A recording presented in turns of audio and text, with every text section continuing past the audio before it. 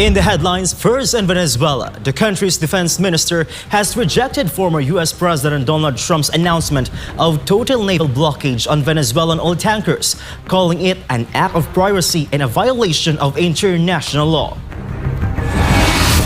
In Europe, Russian President Vladimir Putin lashed out at European leaders, calling them little pigs while accusing former U.S. President Joe Biden of deliberately provoking the war in Ukraine. In tourism, more foreign visitors are arriving in China following the expansion of its visa-free transit policy, a move officials say is boosting both tourism and cross-border business exchanges. On defense cooperation, Chinese and Pakistani military forces have concluded a series of joint counter-terrorism exercises, highlighting closer ties through coordinated operations, live-fire drills, and advanced tactical training. In the Philippines, Malacanang stressed that the country is not an ISIS training hotspot, calling reports suggesting otherwise misleading and damaging to the nation's actual security situation. Crime Watch, the armed forces of the Philippines, confirmed that the two suspects in the Bondi Beach shooting in Australia traveled to Davao City, while authorities continued to investigate their contacts prior to the deadly attack. In sports, the Philippines continues its medal streak in the 33rd SEA Games in Thailand as Filipino athletes rack up victories on the 7th day of the competition. I'm Prince Tripoli. Newsline World starts now.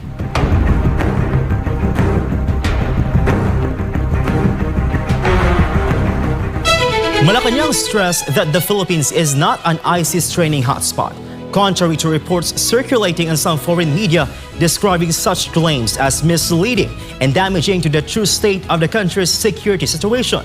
Preslyn Catarong tells us more. President Ferdinand Marcos Jr. has strongly denied what he described as misleading claims portraying the Philippines as a training hotspot for violent extremist groups, Malacanang said on Wednesday. Palace Press Officer Claire Castro said the National Security Council or NSC stressed that there is no confirmation of allegations that the father and son suspects in the recent mass shooting at Bondi Beach in Sydney, Australia received any form of training in the Philippines prior to the December 14 incident. Regarding reports describing the Philippines as an ISIS hotspot, the characterization is misleading. Currently, there is no validated report or confirmation that the individuals involved in the Bondi Beach incident received any form of training in the Philippines. Castro added that Philippine authorities, in coordination with international partners, continue to thoroughly assess all available information. Based on the statement of the NSC read by Castro, no evidence has so far been presented to support claims that the country was used as a training ground for terrorists. The NSC emphasized that recent assessments show a significant improvement in the country's internal security situation, which had previously been affected by terrorism. Since the 2017 Marawi siege, Philippine security forces have significantly degraded ISIS-affiliated groups in the country. Both United Nations and the U.S. government assessments indicate that these groups now operate in a fragmented and diminished capacity.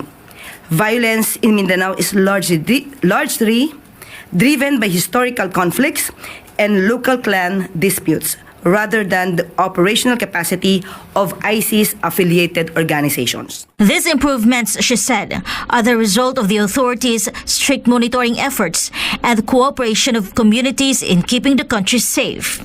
The President orders the Anti-Terrorism Council and member agencies to remain vigilant in preventing any terrorist activity within Philippine territory and to continuously enhance coordination with international partners to safeguard national security. Reporting for Newsline World, this has been Preslyn Catarong, SMNI News. The Armed Forces of the Philippines has continued that the two suspects in the Bondi Beach shooting in Australia traveled to Davao City, while authorities continue to confirm who the suspects met before the deadly attack. Almar Frusuelo tells us more. At least 15 people were killed and more than 40 others wounded after two men opened fire at Bondi Beach last week. Authorities identified the suspects as father and son Naveed Akram and Sajid Akram. One suspect was killed during a confrontation, while the other remains in police custody. Initial investigations showed that the two suspects had been in the Philippines before traveling to Australia. The National Security Commission confirmed, based on Bureau of Immigration records, that the suspects arrived in the Philippines on November 1, 2025, with Davao City listed as their final destination, before departing for Australia via Manila on November 28, 2025. The information was also confirmed by the Armed Forces of the Philippines. Sa ngayon, ang info pa lang na nakukuha natin is that totoo yun, nakarating sila dito sa Pilipinas. And from Manila, pumunta sila sa Davao City. According to AFP Chief of Staff General Romeo Browner Jr., authorities are still determining where else the suspects may have gone and who they met while in the country.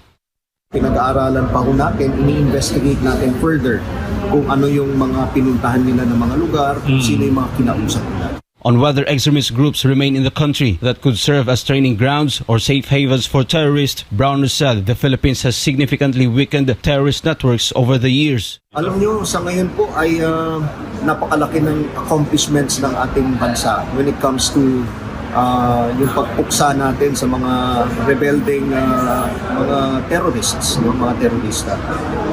From a high of 2,000 noon, bumaba po ito yung Marawi siege.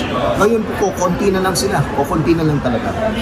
Kaya't hindi po namin makita yung sinasabi na nag-training dito yung dalawang gunmen dun sa Bondi Beach sa Australia. Despite this, the AFP stressed that the investigations continue. Hindi po natin masabi talaga basta't iniimbestiga po natin. Hindi lang AFP nag-iimbestiga dito but the other agencies as well. In Australia, some residents are criticizing their own government over concerns of growing extremism in their country. For God, my beloved Philippines, Almar Forsuelo, SMNI News. Former Australian Prime Ministers Tony Abbott and Scott Morrison attended a private Jewish solidarity gathering in Sydney on Wednesday as the Jewish community mourns the victims of a deadly mass shooting during a Hanukkah celebration at Bondi Beach. More of this story from Jane Cunita. The event was hosted by the Australian Jewish Association and brought together political leaders and members of the Jewish community. Rabbi Yeroham Ullman delivered a speech from a rostrum draped with Australian and Israeli flags. Ullman is a father-in-law of Rabbi Eli Schlanger, one of those killed in the attack. He said the violence would not silence Jewish faith or identity. We don't understand why this has to happen. But we are Jewish people, we are religious people. And we know one thing, that we are soldiers. And together with the fact that right now is a time to cry and a time to grieve, and the sorrow sometimes feels that it's impossible to bear. But we know two things. First of all, we are soldiers of God Almighty, and we have to continue with our job in this world. But not just to continue, we have to fill the void. These devils dress as human beings, but they want us to be frightened. They want us to be intimidated. They want us to hide our Jewishness. The shooting happened on December 14 when two gunmen opened fire on a crowd celebrating Hanukkah at Bondi Beach. At least 16 people were killed and more than 40 others were injured, marking one of Australia's deadliest mass attacks in decades. Police later identified the suspects as father and son Sajid Akram, 50, and Naveed Akram, 24. Sajid Akram was shot dead by police at the scene, while his son was arrested and remains in custody. Investigators say the motive is still under investigation, as officers continue to examine possible ideological links and the sequence of events leading up to the attack. Prime Minister Anthony Albanese described the scenes as shocking and distressing and praised police, emergency services, and members of the public who intervened during the chaos. Israeli President Isaac Herzog condemned the attack and urged Australia to confront what he described as rising anti-Semitism. Australia has some of the world's strictest gun laws and has largely avoided mass shootings for decades. This has been Jane Cuniter, Global Citizen Correspondent, reporting for Newsline World. Up next, Chinese and Pakistani military forces have concluded a series of joint counter-terrorism exercises, highlighting closer ties through coordinated operations, live-fire drills, and advanced tactical training. And Venezuela's defense minister has rejected former U.S. President Donald Trump's announcement of a total naval blockade on Venezuelan oil tankers, calling it an act of piracy and a violation of international law. More news when Newsline World returns.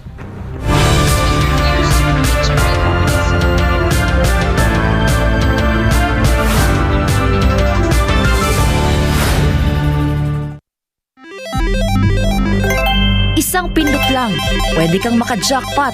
Mukhang masaya at easy money lang. Sa murang halaga, pwede ka na tumaya sa online gambling at e-casino apps. Mayroong sabong, slot machines, mahjong, poker at iba pa. Kailangan mo lang ng smartphone, e-wallet at internet. Pero ang aliw na ito, unti-unting nagiging bitag para sa mga Pilipino. Lalo na kung ang paborito mong artista o influencer ang mukha ng app. Mas madaling makaengganyo, diba? Parang safe naman kasi may kilalang mukha. Pero sa likod ng ngiti, sugal pa rin ang itinutulak. At syempre, mas madali ring itago ang pagkalulong sa bisyong ito. Walang pisikal na kasino o pasugalan, walang kaharap, walang accountability, kaya't mas lumalala ang adiksyon. Dagdag pa rito, maraming online gambling apps at walang regulasyon. Sa likod ng mga makukulay na interface at papremyo, nakatago ang problemang bumabalot ngayon sa bansa. Ang pagkalulong ng maraming Pilipino sa online gambling. Pwede maglaro kahit saan, kahit kailan, kahit sino, bata man o matanda, pwedeng malulong. Ayon sa mga eksperto, ang pagkakalulong sa online gambling ay nagdudulot ng matinding stress at anxiety, pagkakabaon sa utang, pagkawasak ng pamilya, pagkawala ng tiwala sa sarili, at tulad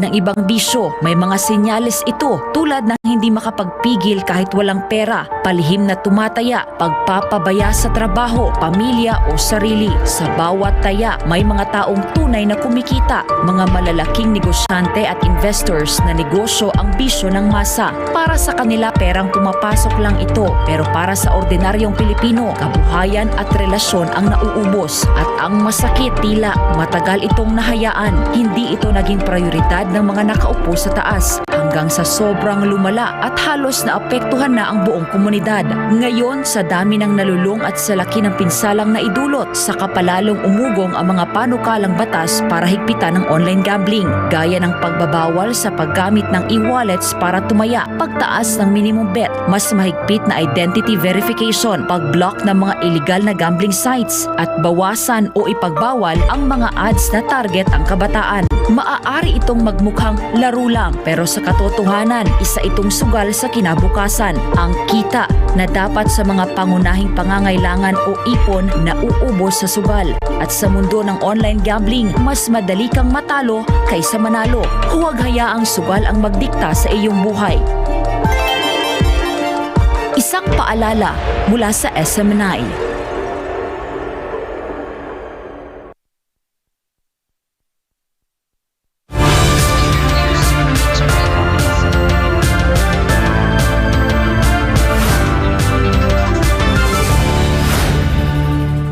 And we're back. Chinese and Pakistani military forces have concluded a series of joint counter-terrorism exercises, underscoring closer defense cooperation through coordinated operations, live-fire drills, and advanced tactical trainings.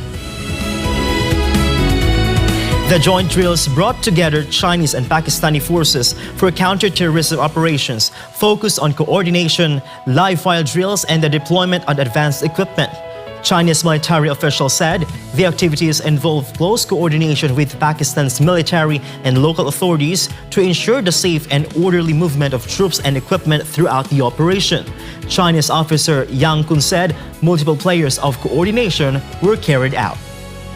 在此次回射行动中，我们与巴基斯坦军力多方协调联络，密切组织运输投送和通关通检，确保任务部队回撤安全顺利，万无一失。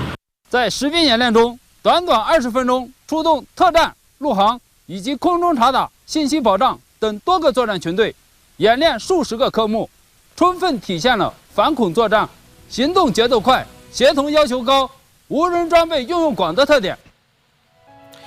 The officer said more than 10 days of joint drills allowed both sides to conduct targeted training in response to evolving terrorist threats, expanding the scope and depth of China-Pakistan counterterrorism cooperation and reinforcing their shared commitment to combating terrorism. Meanwhile, more foreign visitors are arriving in China following the expansion of its visa-free transit policy, a move officials say is boosting tourism and cross-border business exchanges. Joy Tabanao has the news. China's expanded visa-free transit policy is driving a sharp rise in inbound tourism, giving foreign travelers easier access for short-term visits, business trips, and cross-country tours. At airports across the country, immigration staff are assisting a growing number of foreign travelers as they pass through border checks. Officials say the streamlined entry process is making travel to China more convenient than ever. 过境免签政策优化后，有效满足了外籍旅客多样化需求，既有周末来中国的短期游，也有跨省跨地深度游。免签入境已成为外籍人员来华旅游、商贸的主渠道。 Travel platforms report a strong year-on-year increase in overseas arrivals. Foreign tourists are seen filling out arrival cards online, scanning QR codes, and reading posters explaining the 240-hour visa-free transit policy, while customs officers provide on-site assistance. 240小时过境免签政策实施以来呢，入境游的总人次同比增长了55%，游客停留4到7天的这个占比呢是最高的。 Travelers say the policy is especially helpful for business trips where plans often change on short notice. I think it's great. It makes it super easy. Particularly in business, you don't have, months in advance of notice when you have to do work trips. Authorities say the visa-free transit policy is expected to further boost tourism and business exchanges as international travel continues to recover. Joy Tabanao, your citizen correspondent reporting for Newsline World. Congolese officials say a reported rebel withdrawal from eastern Congo is not enough, warning that patrial moves risk undermining a U.S. brokered peace agreement.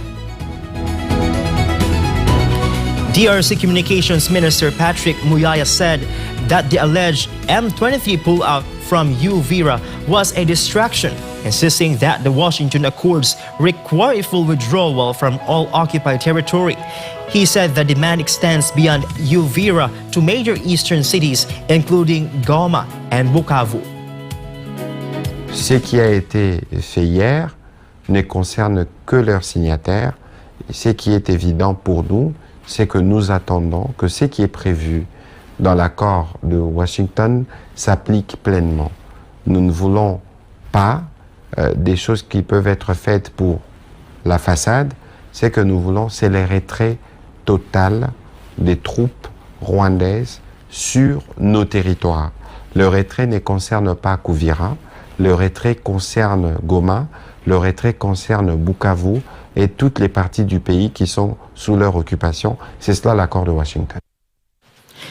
Muyaya accused Rwanda of directing M23 actions, likening the relationship to that of parent and child, and claimed the rebel group's move was intended to deflect pressure on Kigali. Cette annonce a pour seul effet de démontrer que c'est le père qui a envahi, qui a attaqué. Le père a reçu de pression et les pères chargent le fils de faire ou d'anticiper sur ce qui va arriver. Les M23, le fils a toujours dit qu'il n'était pas concerné par le processus de... Rwanda has denied any military presence in the DRC and rejects claims that it supports the M23 group. The reported withdrawal could not be independently confirmed. The situation has raised concerns in Washington after M23 forces seized Uvira just days before the peace deal was signed, a move U.S. Secretary of State Marco Rubio called a clear violation. Whether the Washington Accords can hold now depends on verification of withdrawals and compliance by all sides. Venezuela's defense minister has rejected Trump's announcement of a total naval blockade on oil tankers linked to the country, calling it an act of piracy and a violation of international law. More of this from Val Divina Gracia. El día de ayer, Venezuelan Defense Minister Vladimir Padrino Lopez announced that the Bolivarian National Armed Force categorically rejects what he described as delirious and insolent statements from Washington.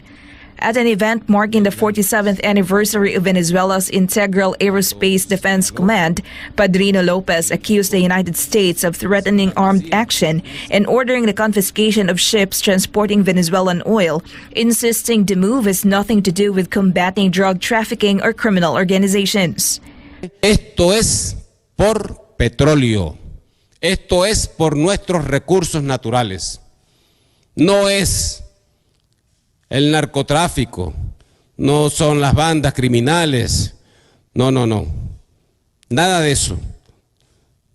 Esa es la narrativa inverosímil y desgastada que se cae por sí misma, se ha caído por sí misma en la opinión pública internacional. Padrino Lopez dismissed U.S. accusations that Venezuela had stolen oil, land, or other assets, calling them incoherent and politically motivated. He warned that the announcement threatens not only Venezuela's sovereignty, but also the entire Latin American and Caribbean region, putting global energy stability at risk. Padrino Lopez urged the international community to observe and act on what he called a dangerous escalation. It's a blockade. Not going to let anybody going through that should be going through. You remember they took all of our energy rights. They took all of our oil from not that long ago. And we want it back, but they took it. They illegally took it. Any land, oil rights, whatever we had, they took it away because we had a president that maybe wasn't watching. But they're not going to do that. We want it back. They took our oil rights. We had a lot of oil there. As you know, they threw our companies out, and we want it back. Trump announced a proposed blockade on social media earlier this week, branding Venezuela's government a foreign terrorist organization and warning of unprecedented consequences. Venezuela has denounced recent U.S. military deployments in the Caribbean, which Washington says target drug trafficking as intimidation aimed at forcing political change. Reporting for Newsline World, this is Val Divina Gracia, SMNI News. When we return, Russian President Vladimir Putin lashed out at European leaders, calling them little pigs, while accusing former U.S. President Joe Biden of deliberately provoking the war in Ukraine. More news after the break.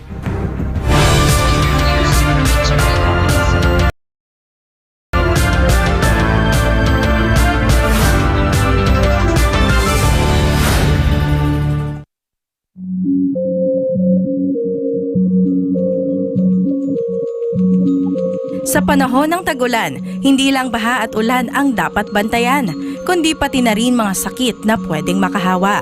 At dahil ngayon ay rainy season, nagbabala ang Department of Health laban sa tinatawag na wild diseases. 4 na klase ng sakit na karaniwang nakukuha ng tao tuwing maulan. Ito ang W o waterborne diseases, gaya ng pagdudumi o gastroenteritis. I o influenza-like illnesses, gaya ng sipon, ubo at lagnat. L o leptospirosis, na maaaring makuha mula sa ihi ng mga daga sa baha. At D o dengue, na dala ng mga lamok. Kapag baha, mas mabilis kumalat ang mikrobyo. Kaya't ugaliin ang paghuhugas ng kamay at agad maligo matapos lumusong sa baha. Ano ang dapat gawin para maiwasan ang wild diseases? Tumutok sa weather updates. Magsuot ng kapote at bota. Siguraduhing malinis ang iniinom na tubig. Agad kumonsulta sa health center kung may nararamdamang sintomas. Mainam din gawin ang 40 o ang taob, taktak, tuyo at takip para maiwasan ang dengue sa bahay at komunidad.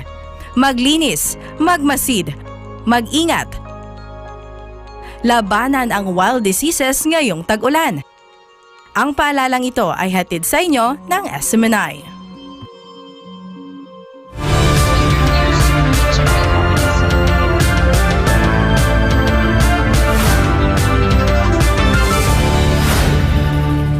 And we're back. Russian President Vladimir Putin lashed out at European leaders, calling them little pigs, while accusing former U.S. President Joe Biden of deliberately provoking the war in Ukraine. Paul Montibon has the story. At Russia's annual defense ministry meeting, President Vladimir Putin said that Moscow's military operation in Ukraine would succeed unconditionally, warning that Russia would reclaim what he called its historical territories if diplomacy failed. Putin accused European leaders of seeking to profit from Russia's collapse and of acting out of historical resentment. Европейские подсвинки тут же включились в эту работу прежней американской администрации в надежде поживиться на развале нашей страны. Вернуть себе что-то, что было утрачено в прежние исторические периоды. И попытаться взять, как теперь всем стало очевидным, все эти попытки и все эти деструктивные планы в отношении России полностью... He warned that if Europe and Ukraine refuse serious negotiations, Russia would achieve its goals on the battlefield. Putin said Russia has consistently pursued diplomatic solutions, but Western pressure and the use of force had squandered opportunities for peace. Putin also blamed former U.S. President Joe Biden for consciously unleashing the conflict, saying European leaders quickly aligned themselves with Washington. Despite this, Putin said Russia remains open to dialogue with Europe. Мы, как и раньше, готовы вести переговоры и готовы решать все возникшие за последние годы проблемы мирным путем. Администрация Соединенных Штатов Америки демонстрирует такую готовность. Мы ведем с ними диалог. Надеюсь, то же самое произойдет. The comments come as the United States continues to separate talks with Moscow. Kiev and European allies with no agreement yet reached on ending the war. U.S. and Russia officials are expected to meet in Miami this weekend as part of Trump administration's renewed diplomatic push. Putin also praised the Russian military, saying that no one in the world has an army as good as Russia's and that it is now war experienced. Россия вернула себе статус полного суверенитета. Россия стала во всех смыслах этого слова суверенной страной. Мы вернули себе этот статус, в том числе и в значительной степени с вашим участием. И авангард, и буревестник, войска совершенно другие. И они воеванные. Такой армии в мире больше нет. For God and my beloved country, the Philippines, reporting for Newsline World, this has been Paul Montibon, SMNI News. And newly released FBI surveillance footage has raised new questions in the Brown University shooting investigation, showing a person of interest calmly walking through a nearby neighborhood just hours before the attack. Authorities say this footage captured by surveillance cameras and later released by the FBI shows an individual described as a person of interest calmly walking throughout a residential area close to Brown University in the hours leading up to the shooting. Investigators are analyzing the video to determine the individual's movements, behavior, and possible connection to the attack. Officials have not confirmed whether the person has been identified or taken into custody. The shooting at Brown University prompted a heavy law enforcement response and renewed concerns over campus safety. While details about the motive remain unclear, Investigators say they are reviewing multiple leads, including video evidence and witness statements. Brazilian President Luiz Inácio Lula da Silva warned that the European Union risks losing the Mercosur trade agreement altogether if it postpones the signing beyond this weekend. This report from Almar Forsuelo. Speaking during ministerial meeting in Brasilia on Wednesday, Lula said Brazil expects the agreement to be signed on Saturday on the sidelines of the Mercosur summit in Foz do Iguaçu. He said the European Union had earlier indicated it could only approve the pact by the 19th, but Brazil has now been informed that approval will not happen as planned. Lula blamed opposition from France and Italy, citing domestic political pressures in both countries. He said Mercosur members have already made every possible diplomatic concession and warned Brazil would not pursue further trade agreements if the deal fails during his presidency. A União Europeia pediu que ela só conseguiria aprovar o acordo com o Mercosul, sabe, no dia 19. E eu agora estou sabendo que eles não vão conseguir aprovar. Está difícil, porque a Itália e a França não querem fazer por problemas políticos internos. E eu já avisei para eles, se a gente não fizer agora, o Brasil não fará mais acordo enquanto eu for presidente. Lula said the agreement is meant to reinforce multilateralism at a time when he argues the United States, under President Donald Trump, is moving toward unilateral policies. He added that the deal would link markets representing more than 700 million people and a combined GDP worth trillions of reais. O acordo é mais favorável para ele do que para nós.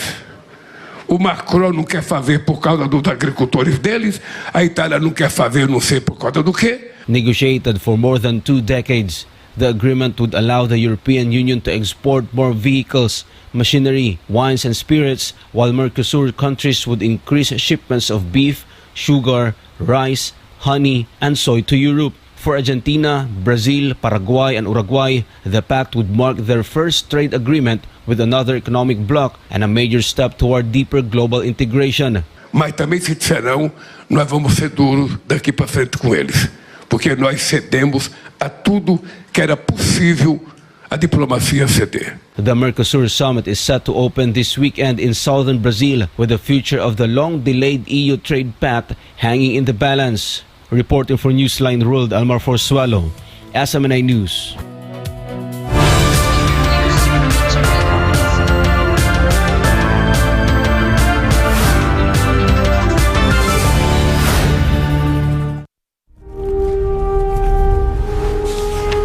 Pasasaan pa ang kalayaan kung ang mga alipin ngayon ay sila din naman mang-aalipin bukas.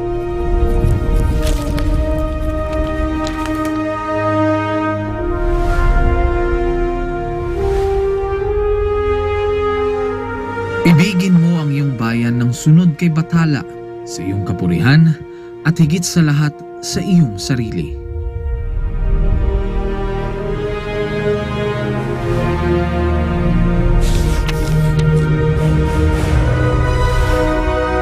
Hindi natin mapapalaya ang ating mga sarili maliban kung sumunong tayo na nagkakaisa sa iisang hangarin.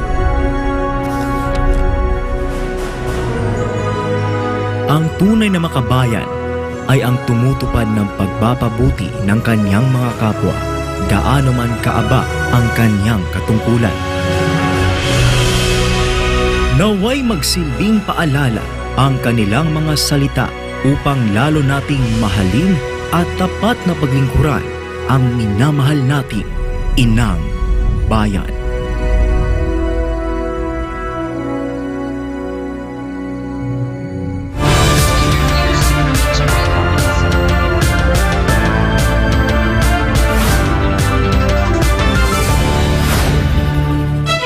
And we're back. There is no turning back as the rehabilitation of Metro Manila's main thoroughfare, EDSA, is set to begin next week. According to the Department of Public Works and Highways, the project will be completed faster and at a lower cost compared to the previous 17 billion peso estimate. Jason Rubrico for the update. After a long delay, the Department of Public Works and Highways will begin the rehabilitation of EDSA on December 24.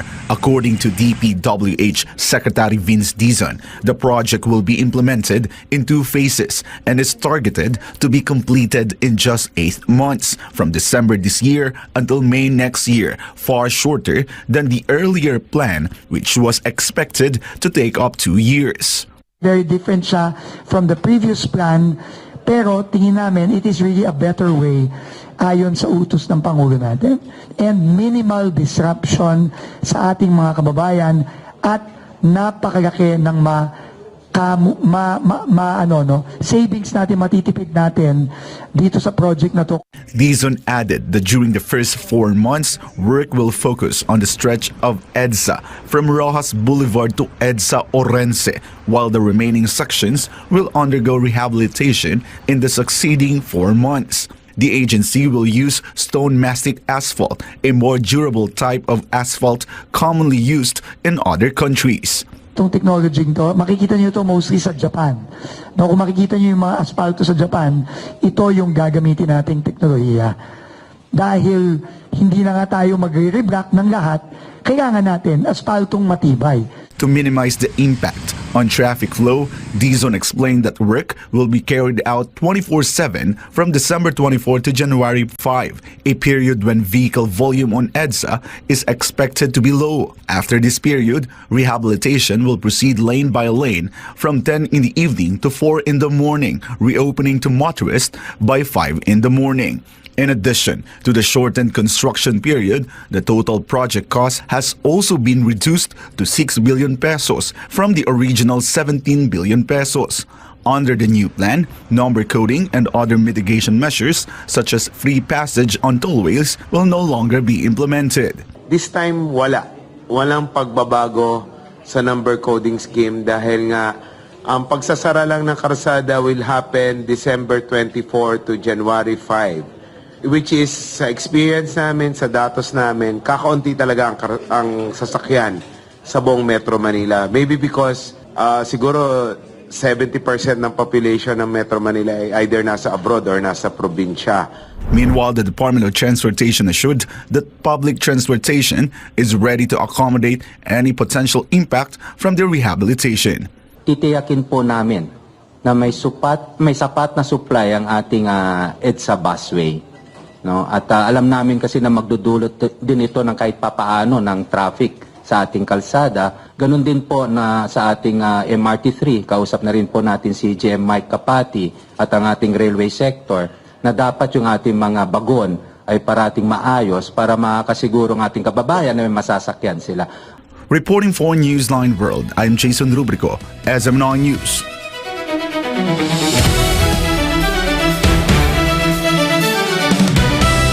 The Philippines achieved victory after victory in the 33rd SEA Games in Thailand. Let's take a look at some Filipino athletes who won medals as the Games enters its 7th day. Carlo de la Peña for the updates.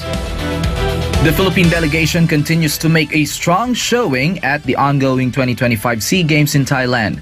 On the 7th day of the biennial multi-sport event, which features 11 Southeast Asian nations, Filipino athletes continued to add to the country's medal haul. On Wednesday, Kira Ellis, Raven Faith Alcoseba, and Kim Mangrobang delivered the Philippines' 30th gold medal. The trio dominated the women's triathlon relay, finishing slightly ahead of Indonesia and Singapore, which settled for silver and bronze respectively. The men's triathlon team also secured the country's 2nd gold medal of the day. The team was composed of Inaki Emil Lorbes, Fernando Jose Casares, and Matthew Justin Hermosa. Gold was likewise claimed by the mixed team relay composed of Ellis, Casares, Alcoseba, and Andrew Kim Remolino.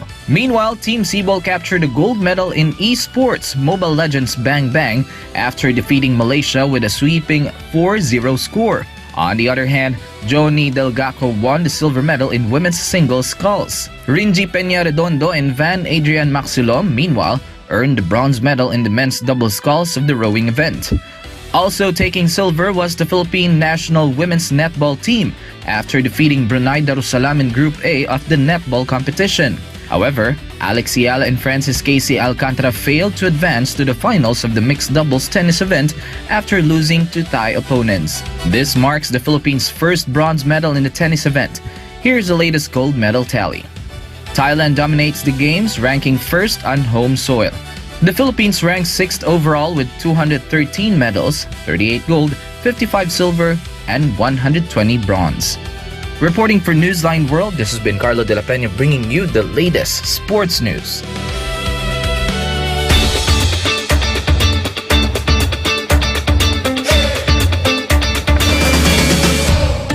A frozen fantasy has returned to life in Harbin as the world's largest ice and snow theme park opens its gates in northeast China. Towering castles, glowing towers, and intricate ice carvings are dazzling visitors at the world's largest ice and snow theme park. Now open in Harbin, the famed Ice City of northeast China's Heilongjiang province. The 27th edition of Harbin Ice and Snow World spans a record 1.2 million square meters, built using 400,000 cubic meters of ice and snow, and centered on this year's theme, Ice and Snow, Fairy Tale World. The massive winter attraction is designed around 3 main landscape axes, featuring a grand theme parade route, an outdoor performance stage, and a newly built 5,000 square meters air-supported indoor facility. The park also integrates smart lighting systems and AI-powered interactive elements, bringing the frozen displays to life after dark. Beyond the sculptures, the venue will host a packed lineup of events, including the opening ceremony of the Harbin International Ice and Snow Festival, international ice sculpture competitions, snow football and ice hockey matches, and a Chinese Lunar New Year's Eve concert. On this opening day alone, the park welcomed 45,000 visitors by early evening, signaling another blockbuster winter season for Harbin's world-famous ice spectacle.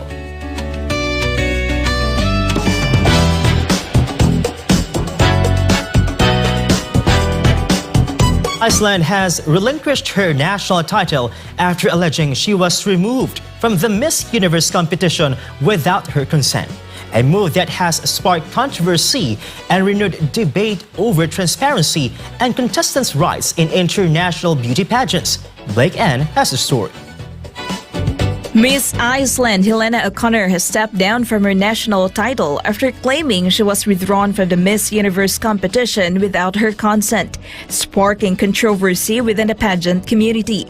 The beauty queen said she was shocked to learn that she had been pulled out of the Miss Universe competition without her approval.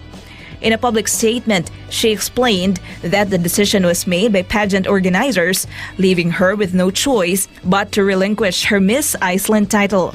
She stressed that representing her country on the international stage had been a lifelong dream and said the lack of communication and transparency surrounding the decision was deeply upsetting. The announcement has triggered debate on social media, with supporters calling for greater accountability and clearer rules in national and international beauty pageants. Many expressed solidarity with Miss Iceland, praising her for speaking out and standing up for herself. Organizers have yet to issue a detailed response addressing the allegations. Meanwhile, Miss Iceland's decision to give up her crown has reignited discussions about contestants' rights and the governance of global beauty competitions. And that's all for now. I'm Blake Ann, bringing you the latest showbiz. And before we end, may be inspired with the words of the song.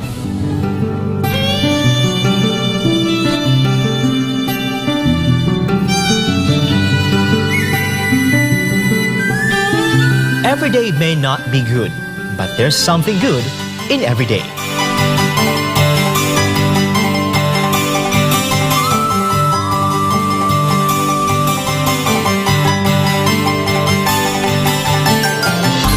And for our Christmas countdown, 7 days left to go before Christmas.